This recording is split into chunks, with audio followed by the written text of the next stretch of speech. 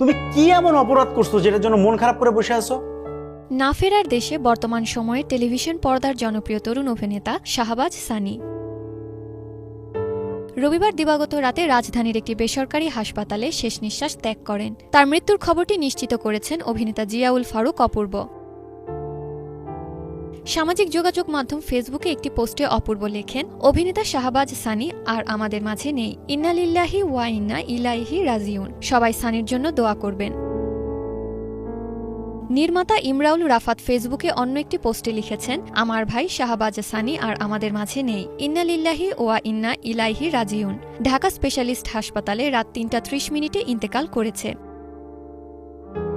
নির্মাতা রাফাত মজুমদার রিঙ্কু জানান, রবিবার হঠাৎ হার্ট অ্যাটাক হয় অভিনেতা শাহবাজ সানির। সময়মতো হাসপাতালে নেওয়া হলেও তাকে বাঁচানো সম্ভব হয়নি।